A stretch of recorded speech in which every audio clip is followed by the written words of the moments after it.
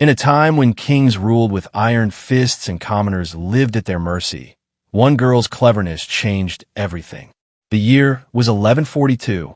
England was a land of stone castles and mud villages, a place where the rich feasted while the poor starved. And in the smallest hut of the smallest village lived Alina. Alina wasn't like other village girls. While they dreamed of husbands and children, she dreamed of books and knowledge. Her fingers were stained with ink, not soil. Her mind always racing with questions that others never thought to ask. Why does she waste time with all those drawings and numbers? The villagers would whisper. No good will come of a girl who thinks too much. But Alina's father, a simple woodcutter with kind eyes, saw something special in his daughter. Your mind is a gift, he told her one evening as they sat by their small fire. In a world that values strength of arm, you have strength of thought. That is rarer and more powerful. Life wasn't easy for them. The king's taxes grew heavier each year.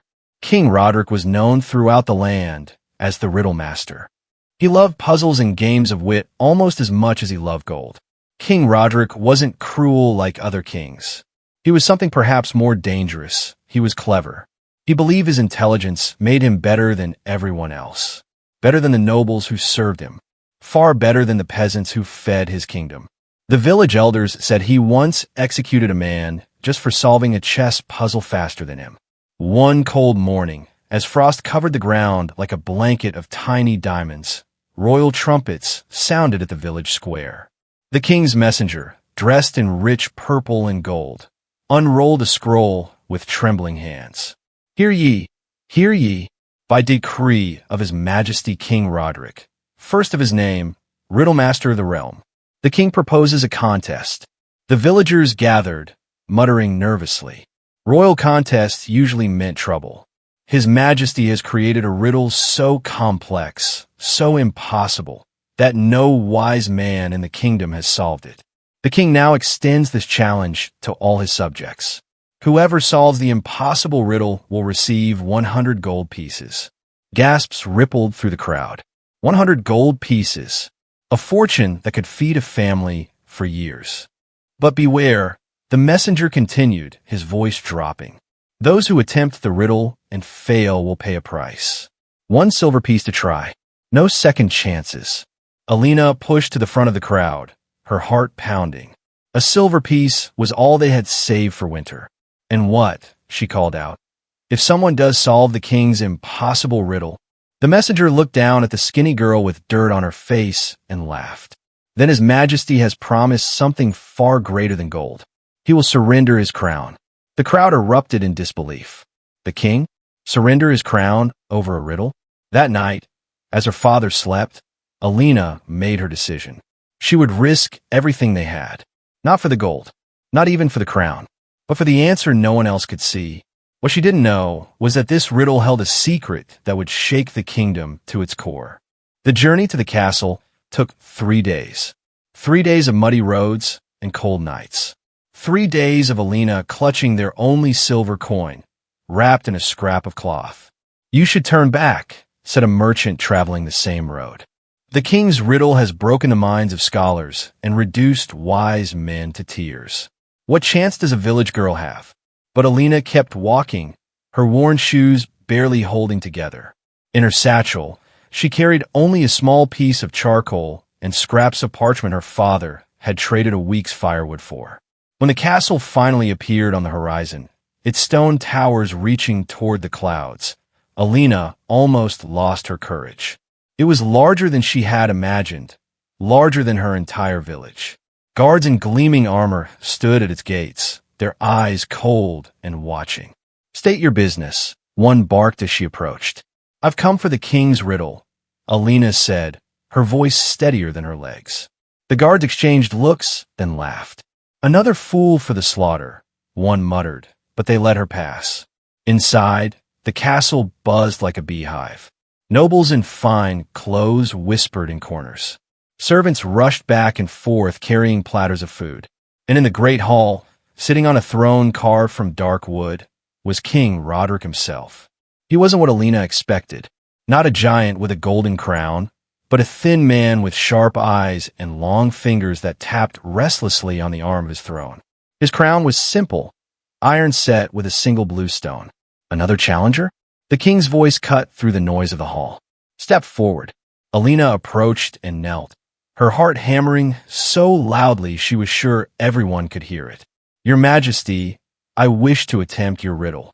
King Roderic leaned forward, studying her with cold interest. You understand the price of failure? Alina nodded and held out her silver coin. The king waved it away. Keep until you fail. You'll need it to pay your debt. He smiled, showing teeth too perfect and white.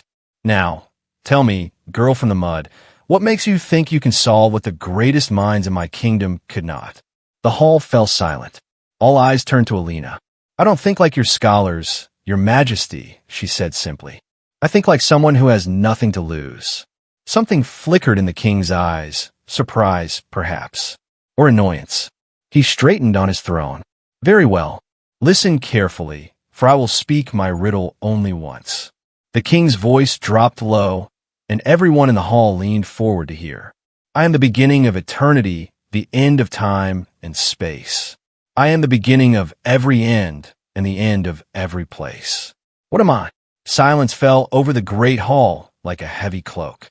Alina's mind raced. She'd expected something more complex, more impossible. This riddle seemed familiar somehow. The king smiled coldly. You have until sunset to provide your answer. Take her to the thinking room, he commanded, waving dismissively. Guards led Alina to a small stone chamber with a single window high above. A table stood in its center with a pitcher of water and a single candle. Most don't last an hour before they beg to leave, one guard whispered as he locked the door. Alone in the cold room, Alina set to work. She took out her charcoal and began writing on her scraps of parchment. The riddle played over and over in her mind. The beginning of eternity, the end of time and space. Hours passed. The patch of sunlight from the high window moved across the floor. Alina filled her parchments with notes and crossed out thoughts. Then, just as the light began to fade, she sat up straight. Of course, she whispered. It can't be that simple, can it? She checked her work again and again, each time arriving at the same answer. An answer so obvious she couldn't believe no one had seen it before. Unless, a terrible thought struck her. What if the answer was simple by design? What if the true test wasn't the riddle at all? As the last rays of sun disappeared from her window, the door swung open. Time's up, said the guard. The king awaits your answer. Alina gathered her parchments with trembling hands. She had her answer now, but something told her that solving the riddle was only the beginning of her troubles. The great hall had transformed. Torches lined the walls, casting long shadows across the stone floor. Nobles filled the gallery above, leaning forward to watch the village girl who dared challenge their king's intellect. King Roderic sat straighter now, his thin fingers gripping the arms of his throne. His eyes glittered in the torchlight. Approach, he commanded. Alina walked forward on wobbly legs. The long day without food had left her lightheaded. She clutched her parchments like shields. Your time has expired, the king announced. Have you an answer to my riddle? Or shall I take your silver coin and send you back to your village in shame? Alina took a deep breath. I know the answer, your majesty. A murmur rippled through the crowd. No one had ever claimed to solve the riddle before. Most challengers had begged for mercy long before sunset. The king leaned forward, his face a careful mask. Then speak it. What is the beginning of eternity, the end of time and space, the beginning of every end, and the end of every place? Alina's voice came out small but clear. The letter, your majesty. Silence crashed through the hall like a wave. Then whispers. Then shouts. The king's face darkened. Explain yourself. The letter E is the first letter in the word eternity. It's the last letter in time and space. It starts the word end and finishes the word place. Just as your riddle says. King Roderic's knuckles turned white as he gripped his throne. For a long moment, he said nothing. Then, a slow smile spread across his face. Clever. Very clever. But not clever enough. He stood suddenly, his voice booming through the hall. The answer is wrong. The crowd gasped. Alina's heart sank. Had she miscalculated? The true answer, the king proclaimed, is nothing. Nothing exists at the beginning of eternity, at the end of time and space. Nothing begins every end, and nothing ends every place. But even as he spoke, murmurs of disagreement rippled through the crowd. A gray-bearded advisor leaned toward the king, whispering urgently. Alina found her courage. Your Majesty, with respect, your answer doesn't fit your own riddle. The letter E is the only solution that matches every part of the challenge you set. The king's face flushed red. You dare question me? I created this riddle. Then you know I'm right, Alina said quietly.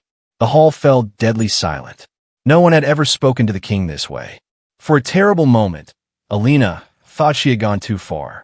The king's face twisted with rage. His hand moved to the dagger at his belt. Then, unexpectedly, he laughed. A harsh, bitter sound that echoed off the stone walls. Very well, girl. Your answer has merit. But solving one simple word puzzle doesn't earn you my crown. The real test comes now. He descended from his throne, circling Alina like a hawk. Tell me, clever one, if you're so wise, answer me this. What makes a king worthy of his crown? Alina blinked in confusion. This wasn't part of the bargain. That wasn't our agreement, Your Majesty. The agreement changes when I say it changes, the king snapped, his composure cracking. Answer the question or forfeit your claim. The nobles watched hungrily from above. Some smiled at the king's trick, while others looked uncomfortable. Alina's mind raced. This wasn't a riddle with a simple answer like the letter E. This was something deeper, more dangerous. She thought of her village, of her father working until his hands bled to pay the king's taxes, of children going hungry while the castle feasted. A worthy king, she began slowly, choosing each word with care, serves his people rather than rules over them. He listens more than he commands. And she took a deep breath. He keeps his promises even when it costs him everything. The hall erupted in chaos. Nobles shouted from the gallery. Guards stepped forward, hands on swords. But through the noise, Alina kept her eyes fixed on King Roderic. Something changed in his face, a flicker of recognition, then pain. He raised his hand, and the hall fell silent. You claim I am unworthy of my crown. I claim only that you asked for the answer to your riddle, Alina replied. And I gave it. The king studied her for a long moment. Then he reached into his robes and pulled out a folded piece of parchment, yellowed with age. Do you know what this is? He asked, his voice suddenly tired. Alina shook her head. This, said the king, is the true reason I can never give you my crown. He unfolded the parchment slowly, his hands trembling slightly. And if you can understand what's written here, he continued, then perhaps you truly deserve to wear it. The parchment was old, its edges crumbling. The writing on it was faded, but still legible, a single paragraph written in a flowing hand. Read it, the king commanded, his voice softer now. Read it aloud. Alina took the parchment with careful fingers and began to read. When the child of humble blood solves the unsolvable, look to the northern star for truth.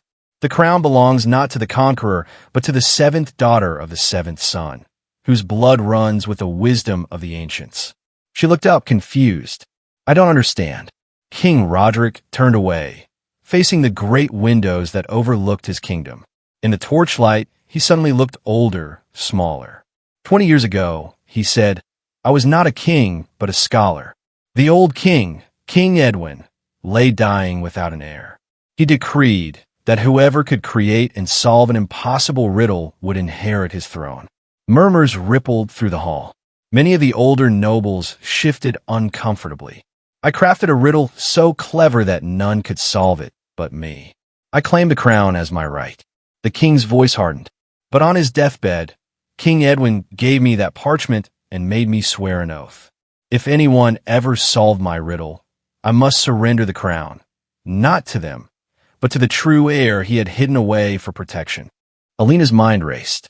The seventh daughter of the seventh son, a child born to a woodcutter's family, the king confirmed, turning back to face her. In a small village to the north, a child who would be about your age now. Gasps and cries filled the hall. Guards looked to each other in confusion. Nobles descended from the gallery, demanding explanations. Alina stood frozen, the parchment trembling in her hands. "My father, he never told me." "Your father protected you," the king said. "He raised you in secret, teaching you to think rather than fight, preparing you for this moment." He approached Alina slowly and did something no one in the hall had ever seen. He knelt before her. "I've watched you since you entered my castle," he said quietly. "Your hands, ink-stained like a scholar's, not a farmer's. Your mind, quick and clear. And your eyes." He looked up at her. "Your eyes are the same blue as King Edwin's." Tears welled in Alina's eyes. "My father never told me any of this." "He couldn't. It would have put you in danger." With trembling hands, the king removed his iron crown. The single blue stone caught the torchlight, flashing like a star. "This stone," he said, "is said to glow in the presence of Edwin's true bloodline. I've never seen it shine in 20 years of wearing it." He held the crown up to Alina. As it neared her, the blue stone suddenly blazed with inner light, illuminating her face with an ethereal glow. The hall fell to stunned silence. "The riddle," Alina whispered, understanding dawning. "It was never about the answer. It was about finding you." The king nodded. "Finding the one person clever enough to challenge me. The one person who could make me keep my oath." He rose and placed the crown in her hands. Queen Alina, first of her name, the true heir to the throne. For a moment, Alina could only stare at the crown. Then she looked out at the sea of faces watching her. Nobles, guards, servants, all waiting. "If I am to be queen," she said, her voice growing stronger, "then my first command is this. King Roderic will remain as my royal advisor. His wisdom has guided this kingdom for 20 years. It would be foolish to lose it now." Surprise crossed the former king's face, followed by something like respect. "And my second command," Alina continued, "is that the tax burden on the villages be reduced immediately. No child in this kingdom should go hungry while the castle feasts." Cheers erupted from the servants and guards. Even some nobles nodded in approval. Alina placed the crown on her head. It was heavy, heavier than she had imagined, but her back straightened under its weight. "A crown," she said, addressing the hall, "is not made valuable by its gold or jewels. Its worth comes from the trust of the people who live under it. I will earn that trust, day by day, decision by decision." She thought of her father, who had kept this secret his entire life, who had raised her to think and question, who had prepared her for a destiny she never knew was hers. "Send riders to bring my father to the castle," she commanded. Tell him his daughter finally solved the impossible riddle." As dawn broke over the kingdom, word spread like wildfire. The Riddle Master King had surrendered his crown. A village girl now sat on the throne. The impossible riddle had been solved. But the greatest story, the one that would be told for generations, wasn't about riddles or crowns or ancient prophecies. It was about a girl from nowhere who changed everything not because of her birth, but because she had the courage to speak truth to power.